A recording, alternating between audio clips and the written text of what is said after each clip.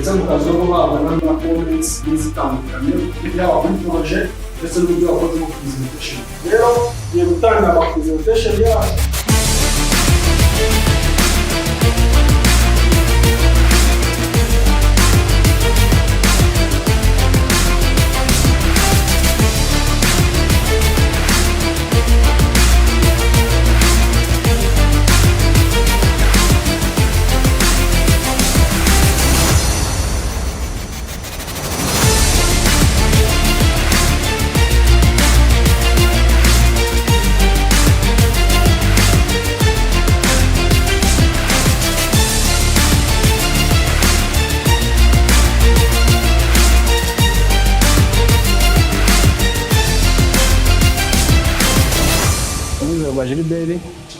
Iyo tugiye gushushanya plumbing hari amakuru y'ingenzi tubanza kumenya. Ese iyo nzu za hosting abantu banga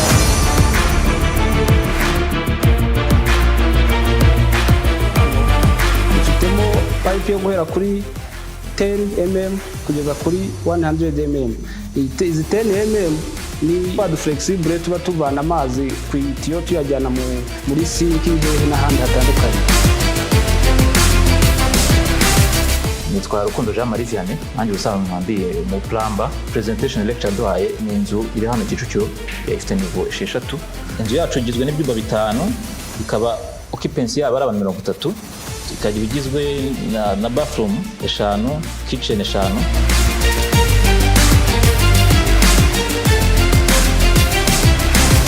Nitwa Jackson Cyuzuzo, nkaba ndi umusigo engineer.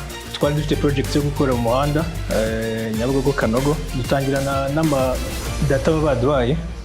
Izo data rero bamaze iyo tuzifite twe icyo dukora no kuzimportinga tukaza gukora surface creation.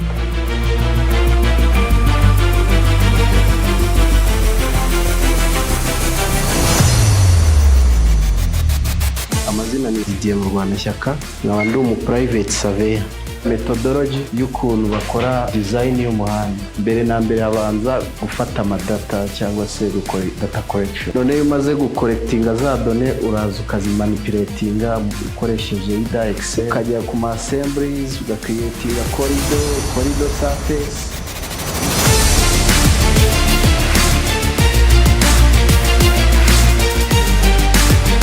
Tugakora surface tukanaliza nyine umuhanda tere yacu uko imeze, tukabanza tukareba nimba icuramye, nimba iri flat.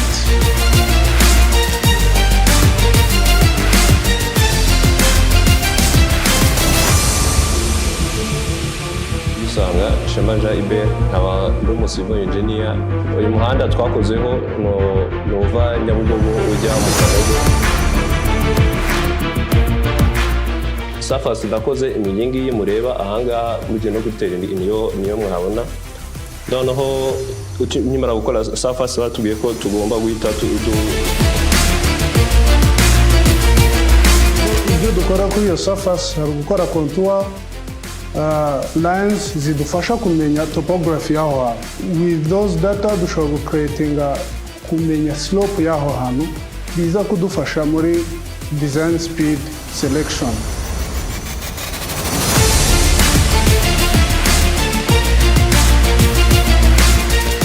Birumvikana kuko tuba dufite coordinate, kandi coordinate imwe zigiye ziri kure ko dukoze surface no kugira ngo tubone ahantu umuhanda wacu tuza kuwicaza uza kuba wicaye. Iyo tumaze gucreatinga surface tujya ku gice gikurikiyeho cyitwa alignment.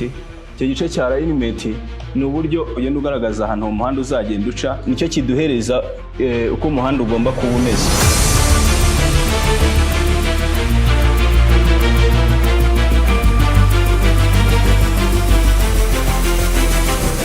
So my name is Nziza God. I'm here to present my project.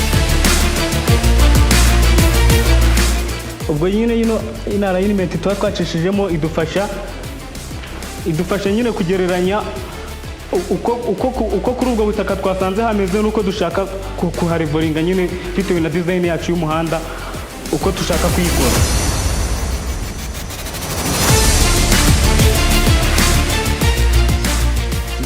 Kaza hano hari station, ubwo ni nyine ni na cyaho existing hakaza design, ariko icy'ingenzi hano ndakeka ari kuri vertical geometry. Uragira ngo mwagenda mubibona hano ko mo hirya uri kubona harashoka hakongera hakaza sage crest gutyo. Kuri horizontal naho muri kubibona hano ibitaninze left gutyo, murabizi impande ugendamo amakoni na super elevation.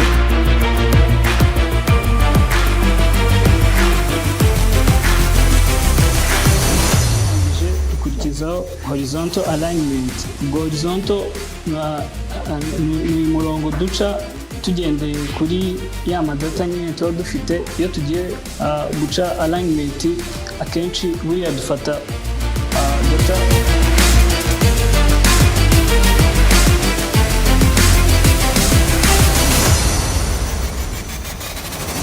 Rudasingwa Evocatus ndetse mu ishami rya architecture.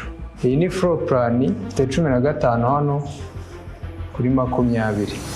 Iyo duhereye hano ni kuri veranda y'imbere, ukinjira muri sitting area, wajya ibumoso ni dining, ikaba master bedroom, ukajya muri koridoro ikujyana kuri side y'inyuma, hari icyumba kimwe, igikoni, mini stock, bino byumba bikagira bathroom imwe bakoresha ni combined. Kiriya cyumba n'iki gikoresha bathroom imwe. Hari byinshi ntari nzi, ariko ubu ngubu nahera ku nzu ntoya nayigaragaza, n'ibindi ndabizi ko nyuma y'igihe gito bizakurikira ibi ngibi. Ko ari enye iy'imbere ngomba gusiga metero 3 mu mpande iburyo n'ibumoso, ngasiga metero 1 n'igice, inyuma ngasiga metero 2.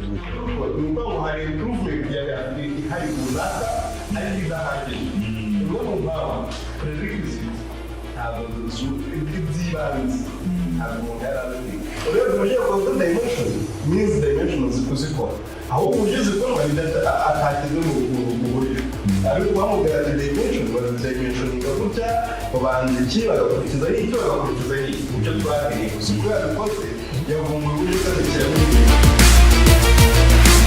My name is Nziza. I studied in architectural design, and I have a good physics. This main objective of this project to design and construct a modern residential house. That is first. The second one is to accommodate a family of 5, father, mother, 2 daughters and 1 son, and to ensure a safety, hygiene and a comfortable of the house.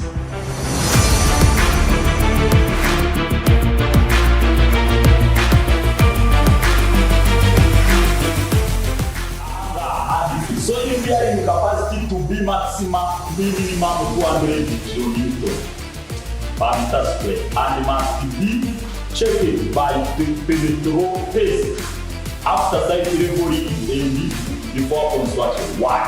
As I said before, the structure of this building will be determined by a structure engineer.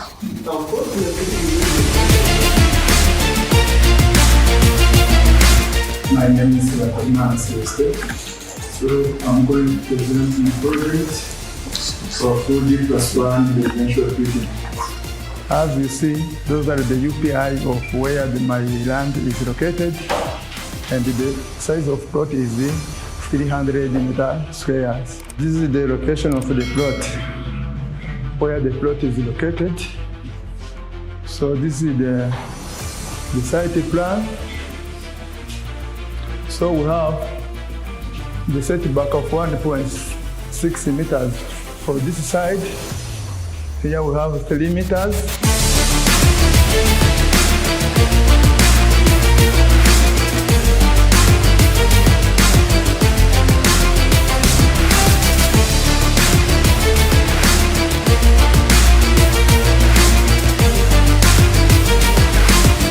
Thank you, panel and my colleague.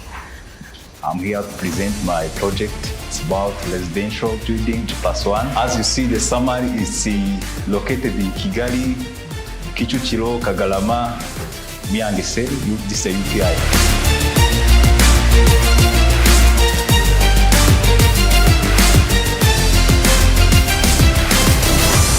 From the stairs here we have the footings, which is reinforced concrete. Footing here it have 22-25 the beam. Byo kuraramo harimo master bedroom ebyiri, kagira n'icyumba cy'abashyitsi n'ibyumba by'abashyitsi bibiri. Ikibanza cyawe kikaba kiri ku buso 364.